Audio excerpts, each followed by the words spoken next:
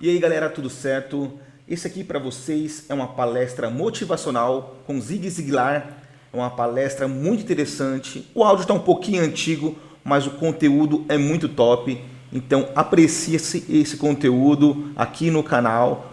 E também não deixe de se inscrever aqui no botão abaixo, que a gente sempre vai trazer conteúdos de palestras motivacional para o seu bem-estar, para a sua alta performance, tá bom, gente? Como digo muitas vezes, quando se tem a minha idade, é um prazer estar em qualquer lugar. Uma das minhas netas acha que sou tão velho que me lembro quando o Mar Morto estava apenas doente.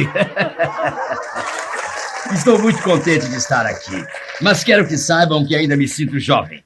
Na verdade, acabo de assinar um contrato para escrever durante 7 anos uma coluna diária num jornal. E eles já querem uma prorrogação para mais 7 anos. Portanto, já estou empregado até completar pelo menos 84 anos de idade. Eu disse a Kenny e Jack quando estávamos atrás do palco. Sabem de uma coisa? Realmente acredito que dentro de 5 a 10 anos estarei em minha melhor forma. Portanto, estou muito animado com o futuro. Hoje vamos falar sobre diversos assuntos, mas principalmente como você constrói o negócio. Quais são algumas das técnicas e métodos que devem ser usados? Qual é a abordagem profissional utilizada para falar, patrocinar e vender? Como se faz para obter mais das coisas que o dinheiro pode comprar e todas as coisas que o dinheiro não pode comprar? Vamos discutir tudo isso. Vamos falar sobre o que todos desejam e sobre como vocês podem ajudá-los a conseguir isso através desta oportunidade chamada marketing de rede.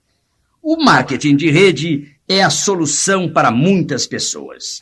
Quero simplesmente dizer que quando escrevi meu último livro, Além do Topo, eu já tinha terminado, assinei e enviei ao editor. Ele me escreveu dizendo: até você identificar o topo, como pode dizer às pessoas para irem além do topo? Identifique o topo e depois mande de volta o livro. Bem, pensei comigo mesmo, isso vai ser fácil. Tentei fazer essa identificação durante um dia, uma semana, um mês, 2 meses. Comecei e parei umas 117 vezes. Simplesmente não dava nada certo. Fiquei frustrado. Eu ia passear, andar a pé, sabem, normalmente isso me dá ideias quando me concentro num assunto. Depois de uns 2 meses, minha esposa e eu estávamos visitando a irmã dela, que mora numa casa de repouso. Ela tem esclerose múltipla e necessita de cuidados. Lá vivem algumas pessoas que ninguém pode ajudar. Quando nós vamos até lá, fico realmente deprimido. Vejam, sou o tipo de pessoa que acha que tem que resolver todos os problemas. Tenho que imaginar respostas e soluções inteligentes para todo e qualquer problema. Bem, como vocês devem saber, por sugestão de minha esposa, sempre que me refiro a ela, chamo-a de ruiva. Ela é uma ruiva decidida. Isto simplesmente quer dizer que um dia ela decidiu que seria ruiva. Quando falo com ela, chamo-a de amor, mas seu nome é Jean. Sempre que ela vai à casa de repouso, sem se preocupar em resolver todos os problemas, ela abraça e beija os doentes. Ela os ama, ouve o que eles têm a dizer. Ela faz com que se sintam amados e importantes. Nesse dia em particular, estar lá me fez mal e resolvi sair para dar uma volta. Quando saí, comecei a rezar. Pedi a Deus para me dar o tipo de coração com o qual eu pudesse, sem qualquer crítica, apenas amar as pessoas, aceitá-las exatamente como elas são. Em poucos minutos voltei para lá. Os doentes estavam numa sala grande. Minha esposa e minha cunhada estavam sentadas à mesa. Sentei-me junto a elas e, de repente, tudo começou a fluir. Eu vou lhes contar o que escrevi. Naquela hora, eu só tinha o verso da conta do hotel para usar como papel. Nós tínhamos acabado de deixar o hotel e eu tinha a conta comigo, então escrevi sobre o topo. Você está no topo quando claramente entende que o fracasso é um evento, não uma pessoa. Que o dia de ontem terminou ontem à noite e hoje é um novo dia. Você está no topo quando fica de bem com o passado ou focalizado no presente e é otimista quanto ao futuro. Você está no topo quando reconhece que o sucesso, uma vitória, não faz você e que um fracasso, uma perda, não quebra você. Você está no topo quando está cheio de fé, esperança, amor e vida, quando está sem rancor, cobiça, culpa, inveja ou pensamentos de vingança, quando você é maduro o suficiente para não se preocupar com o reconhecimento e quando você focaliza suas responsabilidades ao invés de seus direitos. Você está no topo quando sabe que deixar de defender o que é moralmente correto é o início do caminho para se tornar vítima do que é criminalmente errado. Quando você se sente seguro sobre o que é, está em paz com Deus e sente companheirismo pelos homens. Você está no topo quando fez as pazes com seus adversários e conseguiu obter o amor e o respeito dos que o conhecem melhor. Você está no topo quando entende que outros podem lhe dar satisfação, mas a felicidade genuína somente chega quando você faz coisas para os outros. Você está no topo quando você é agradável com quem é rabugento, cortês com quem é rude e generoso com os necessitados. Quando você ama o que não é amável, dá esperança aos que não têm esperança, amizade aos que não têm amizade e estímulo aos desestimulados. Você está no topo quando consegue olhar para trás e perdoar. Olhar para o futuro com esperança, olhar para baixo com compaixão e olhar para cima com gratidão. Você está no topo quando percebe que quem poderia ser o maior dentre vocês se torna o servidor de todos. Você está no topo quando reconhece, confessa, desenvolve e usa suas capacidades físicas, mentais e espirituais que Deus lhe deu para glorificá-lo e para o benefício da humanidade. Você está além do topo quando fica frente ao Criador do universo e ele lhe diz: que bom trabalho! Você é um servidor bom e fiel. O fascinante é que quando acabei de identificar o topo, entendi que eu tinha identificado não o topo, mas a base da própria vida. Porque vejam, quando se começa nesse ponto, não existe qualquer limite sobre onde se pode chegar. Independente da profissão que escolherem, se isso ocorre nos esportes, na música, na construção deste negócio, realmente não faz qualquer diferença. Porque você precisa ser antes de poder fazer, e você precisa fazer antes de poder ter. Quero enfatizar que estou realmente grato por estar aqui. Uma das minhas histórias favoritas sobre gratidão, devido à sua ironia, é a história de George e Martha. George estava no hospital e as coisas estavam muito difíceis. Ele estava acordando da anestesia e ainda estava tonto. Olhou para cima e viu sua esposa Martha. Ele disse: "Sabe, Martha, você e eu já passamos por muita coisa, não é?" Ela respondeu: "Você está certo." Ele disse: "Eu me lembro de quando nós nos casamos e uns 2 anos depois as coisas ficaram difíceis, mas nós tínhamos uma boa colheita. Sabíamos que depois de colher as coisas melhorariam. E um dia antes de colhermos caiu um temporal, um raio atingiu a plantação e tudo se queimou. Perdemos tudo, Martha, e você estava lá." Ela disse: "Sim, George, eu estava lá."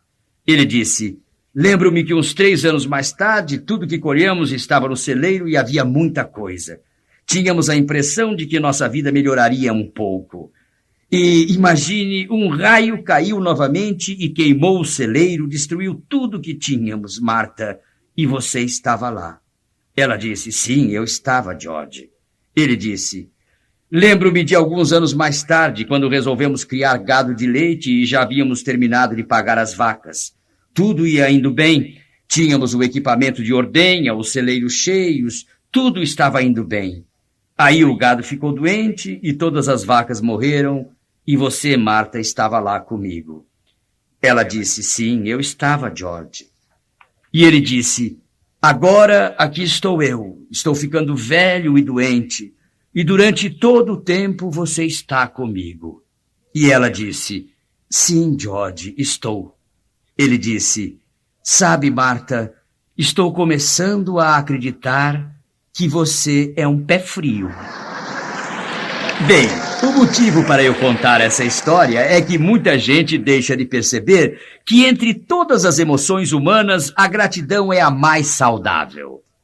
E vingança ou ódio são as coisas mais destrutivas que se pode sentir na vida. E eu digo isso porque vou falar sobre o oposto esta noite. Vou falar sobre como podemos trabalhar com outras pessoas para ajudá-las a realizar seus objetivos. Nós vamos identificar esses objetivos conforme progredimos, porque vocês repetidamente me ouvirão dizer em todas as fitas que gravo que vocês podem ter tudo o que querem, basta apenas ajudar um número suficiente de pessoas a obterem o que elas querem. Hoje vou falar usando a lógica emocional que se aplica para persuadir as pessoas a agir. Se vocês usarem só a lógica e lhe derem os fatos sobre como a empresa começou, os produtos fazem isso e isso, o plano é esse, se lhes derem todas as informações, toda a lógica, terão os candidatos mais preparados da cidade. Mas isso não vai ajudar em nada. Se vocês lhes derem toda a emoção, os inspirarem ao máximo, sabem, eles ficarão muito entusiasmados.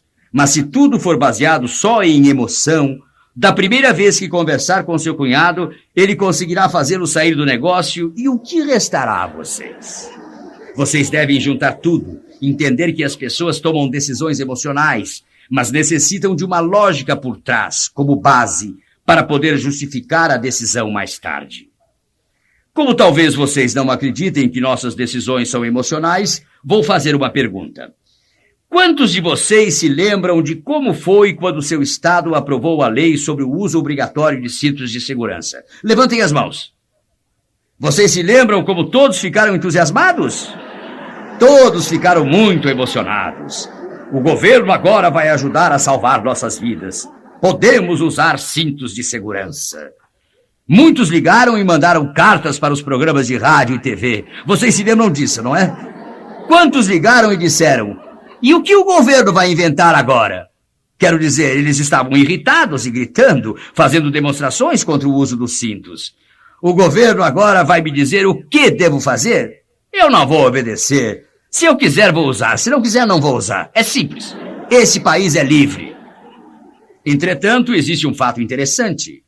Em seu automóvel, se vocês usarem o cinto, a probabilidade é de 3 para 1 que vocês conseguirão evitar ferimentos sérios e talvez até a morte. Bem, há muito tempo que viajo de avião. Já voei mais de 5 milhões de quilômetros. Acredito que já foram quase 6 milhões. Isso significa que já ouvi muitas vezes a comissária de bordo dizer: apertem os cintos de segurança. Clique, clique, clique. No avião inteiro ninguém discute isso. Nunca ouvi um só passageiro dizer: não vou fazer isso, o país é livre. Agora, o interessante é que apertar o cinto ajudará vocês no automóvel. Mas quando se está voando a 10 mil metros de altura e o avião cai, o cinto não fará diferença alguma. E nós nos consideramos lógicos, não é? Agora, se juntarmos os dois, se lhes dermos a emoção para mantê-los ativos e a lógica para mantê-los comprometidos, teremos uma proposta vencedora. É disso que vamos falar hoje. Agora vou lhes fazer uma pergunta. Quantos de vocês vendem um bom produto? Um produto pode significar bens ou serviços e também a oportunidade em si. Quantos de vocês vendem um bom produto? Levantem as mãos. Muito bem. E quantos de vocês vendem um produto incrivelmente bom? Levantem as mãos. Muito bem. Quantos de vocês já estão vendendo esse produto incrivelmente bom há 3 ou 4 anos? Levantem as mãos. Muito bem. Agora, quantos de vocês ainda têm todo o dinheiro que ganharam desde que entraram nesse negócio? Muito bem. Vou lhes fazer outra pergunta.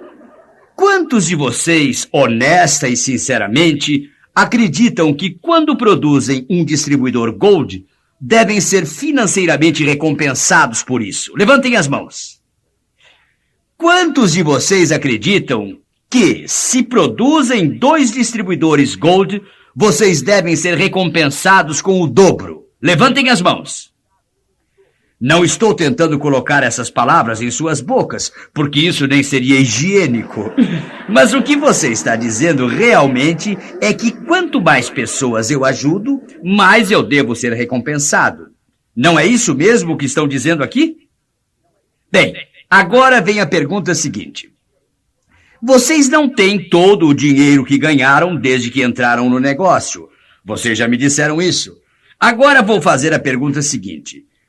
Quantos de vocês têm pessoas aqui que não somente estão ganhando somas substanciais, mas o mesmo acontece com seus filhos, netos, amigos, parentes, vizinhos e estranhos, porque um dia vocês patrocinaram essa pessoa?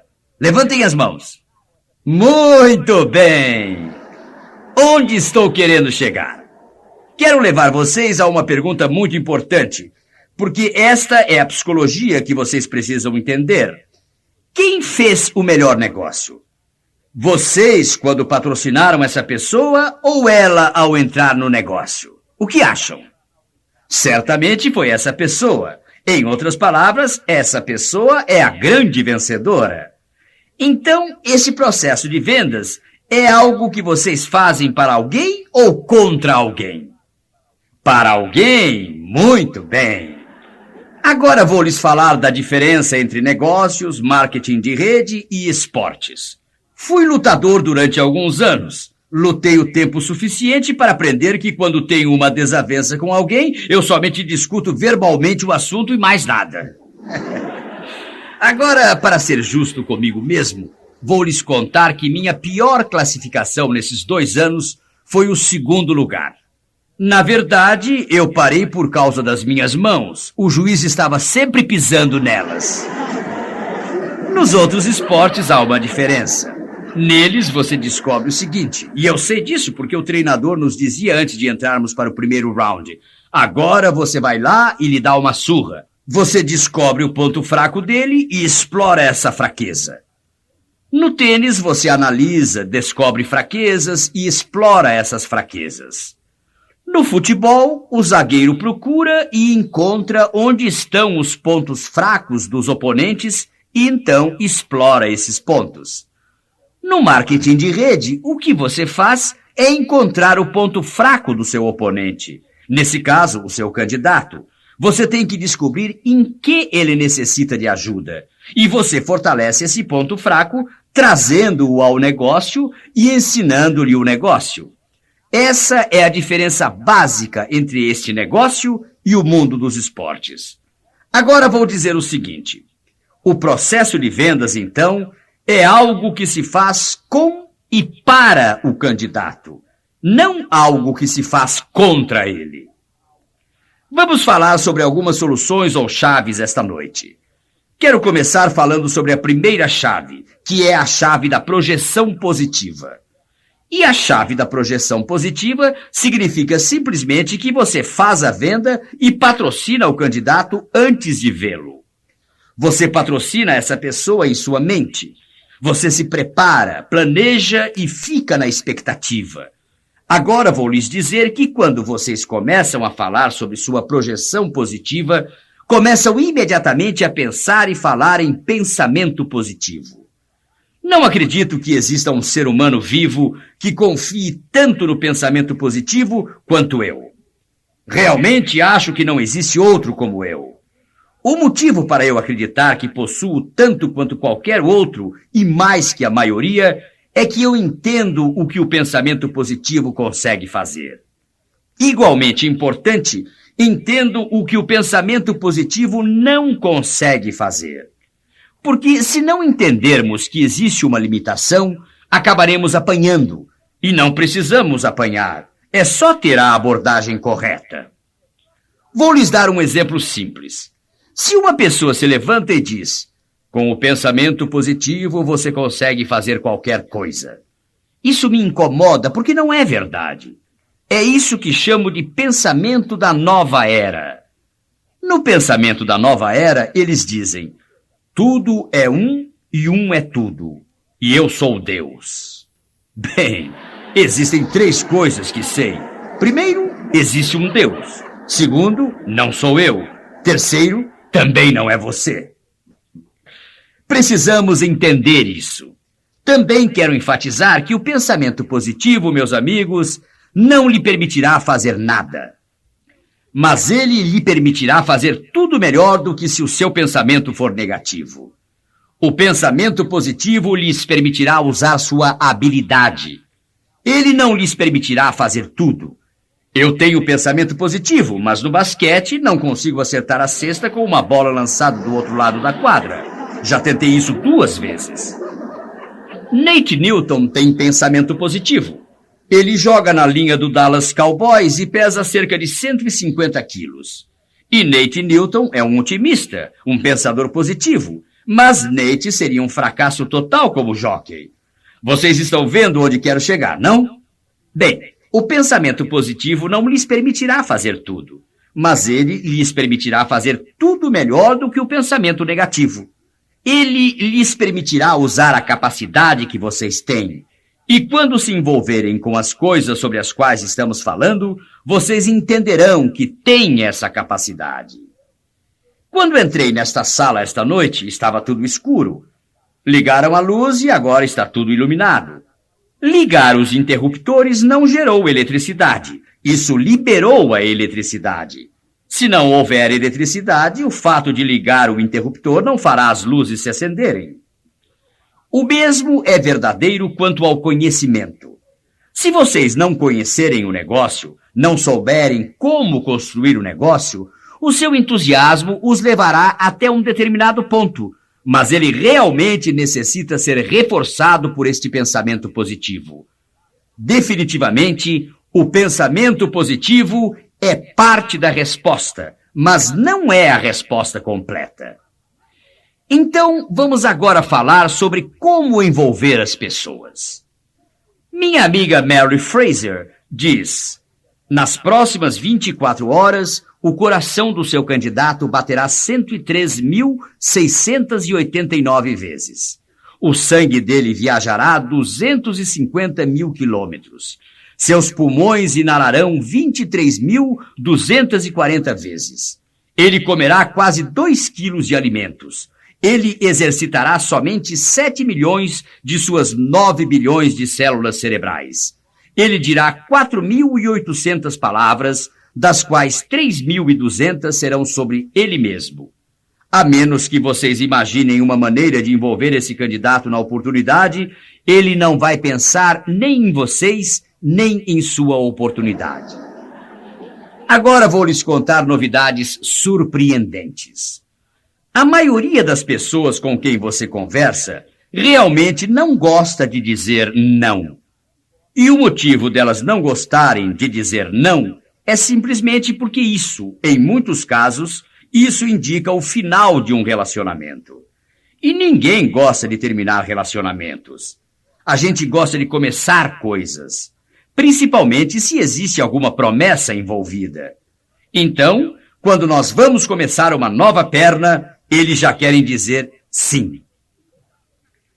Agora vamos examinar maneiras de envolver as pessoas.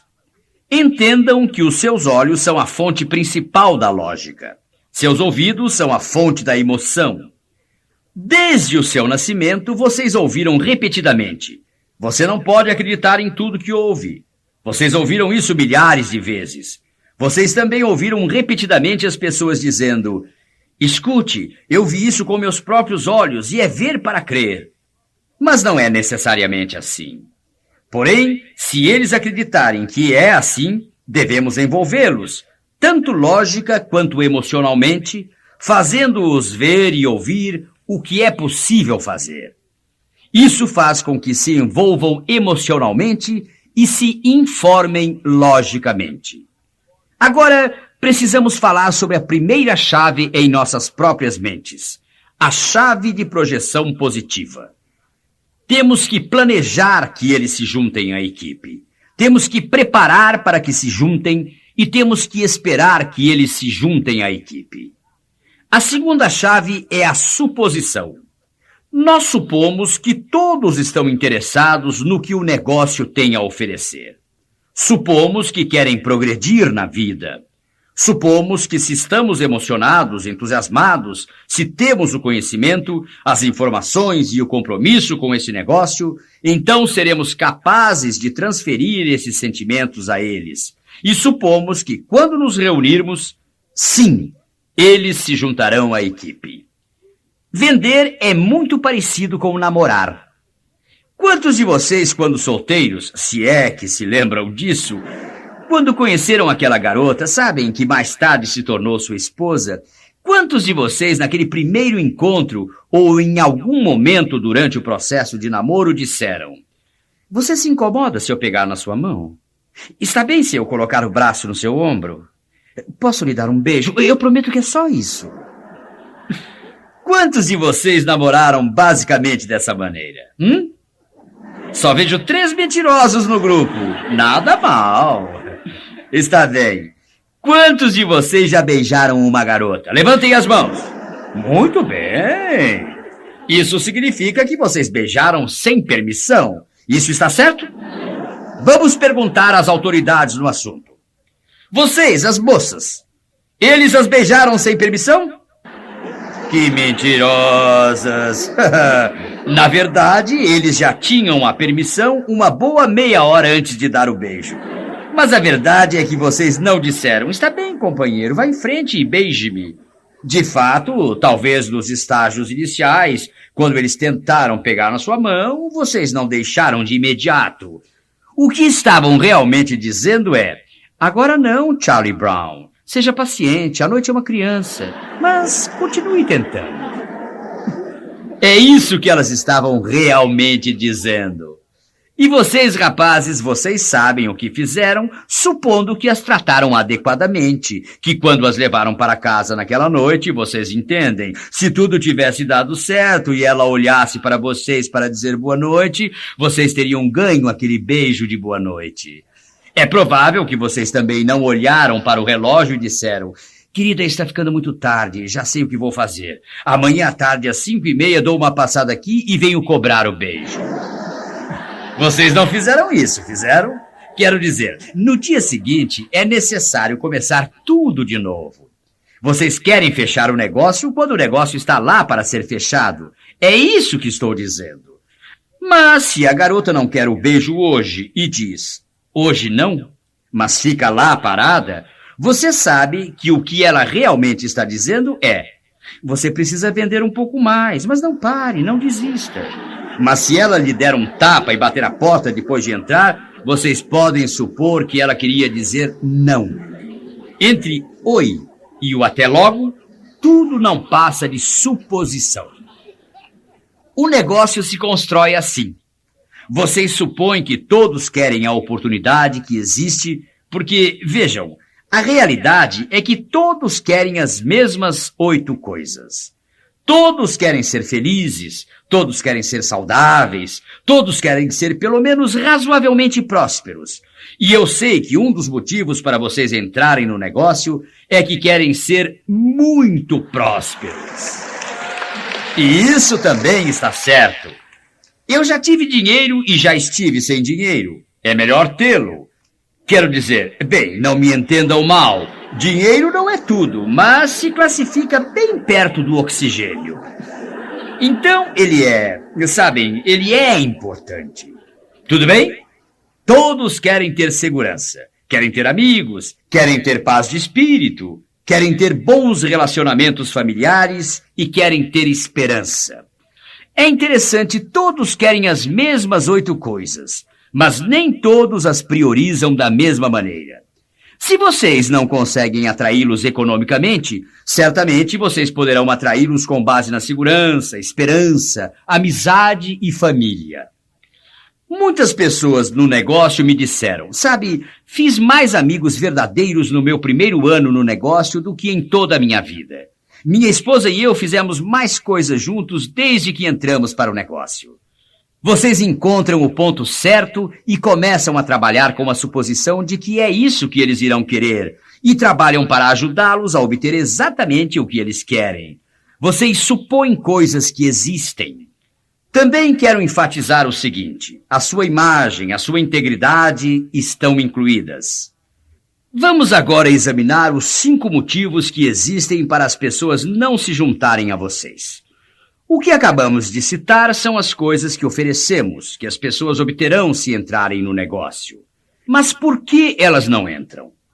Em suas mentes não existe a necessidade, elas não têm dinheiro para entrar, não há pressa, não existe o desejo de participar e não existe a confiança.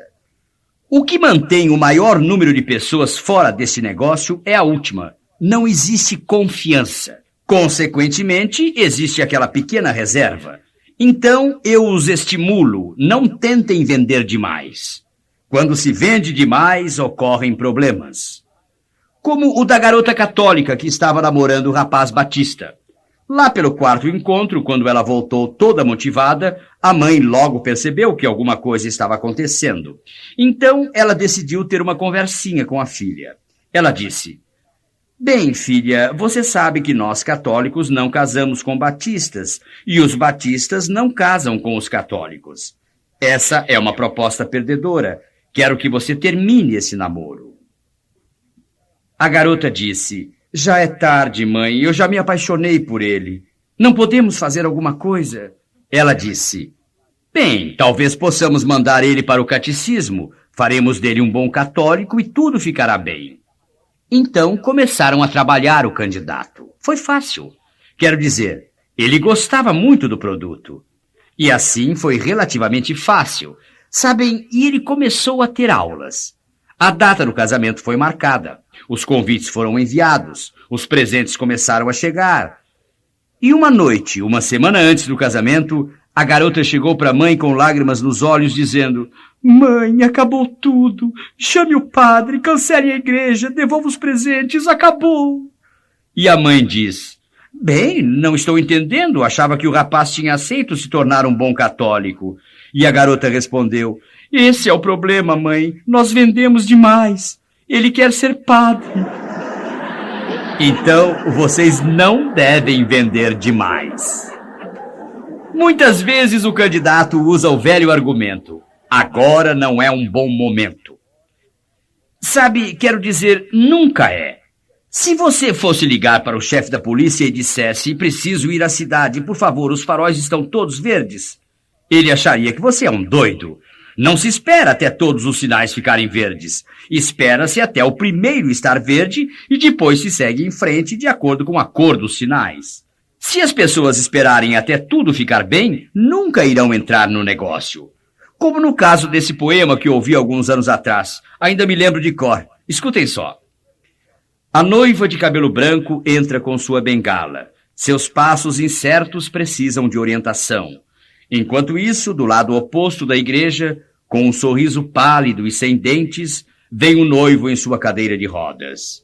E quem é esse casal de velhos que se uniu? Bem, você vai descobrir que aqui está um casal muito raro e conservador, que esperou até que tivesse condições de se casar. Esta é apenas uma outra maneira de dizer, amigos, que nunca existe um momento perfeito. Vejam, o agora chega tão perto deste momento perfeito quanto jamais irá chegar. A incerteza de hoje, a redução de pessoal em tantas empresas, a ansiedade crescente e a necessidade de ter um futuro seguro que possam construir, realmente faz desta a situação ideal para construir o negócio agora. A terceira chave sobre a qual quero falar, e vocês sempre devem supor que isso acontecerá de maneira positiva, a terceira chave é o que chamamos de ação física. Bem, qual é a chave da ação física?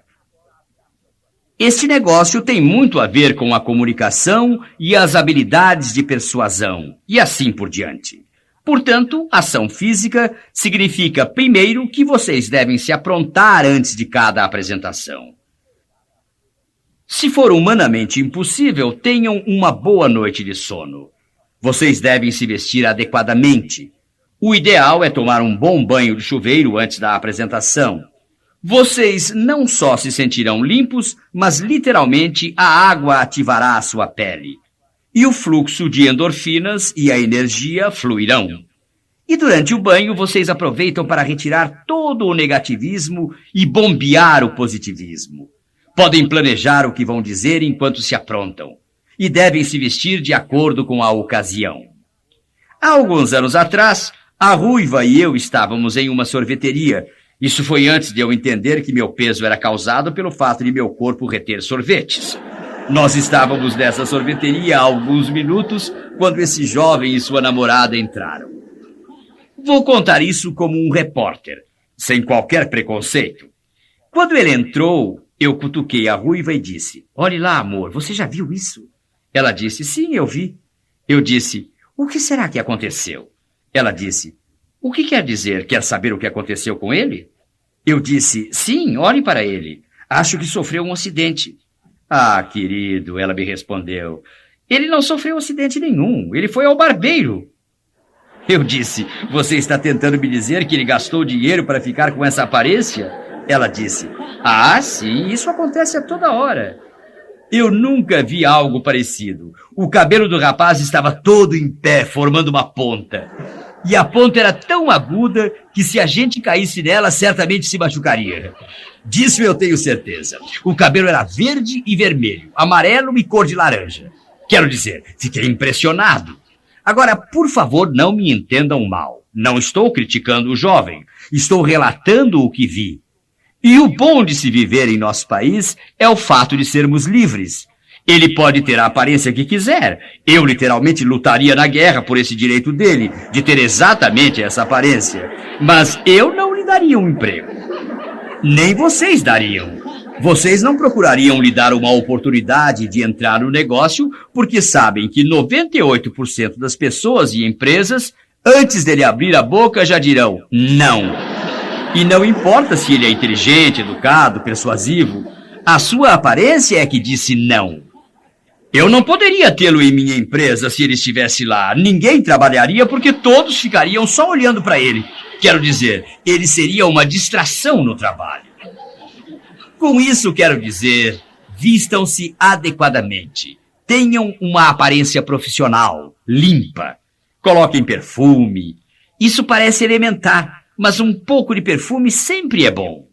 Como sabem, dizem que mau hálito é melhor que nenhuma respiração, mas às vezes não se pode ter certeza de que a pessoa com quem estamos falando é da mesma opinião. Tenham uma boa aparência, sejam perfumados, limpos. Agora vocês talvez queiram dizer: "Mas Zig, tenho esse carro velho, ele tem 13 anos, ou 10 anos, ou 15 anos, e faz parte da minha aparência. Tenho que comprar um carro novo?" Sabem, eu acredito, amigos, que, inicialmente, se vocês não tiverem o dinheiro, podem usar isso como alavanca.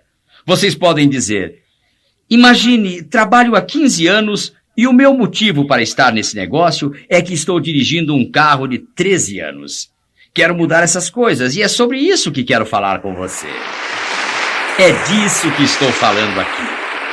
Ação física significa que quando vocês estão conversando com o marido e a mulher, se eles estão juntos, vocês devem se colocar de tal maneira que eles recebam atenção igual. Aquele que está falando pode não ser o tomador de decisões. É importante vocês entenderem isso. E eles dirão muitas coisas depois que vocês forem embora. Se vocês não demonstrarem respeito a ambos os membros da família, em muitos casos, não fecharão o negócio. A preparação antes da apresentação é importante. Vocês devem estudar cuidadosamente o que irão falar e devem manter o nível de entusiasmo. Entendam, o entusiasmo é a chave seguinte e é muito importante. Se vocês forem pesquisar a palavra entusiasmo, descobrirão que ela vem do grego, entheos, que significa com Deus no interior. Estar entusiasmado significa estar convencido.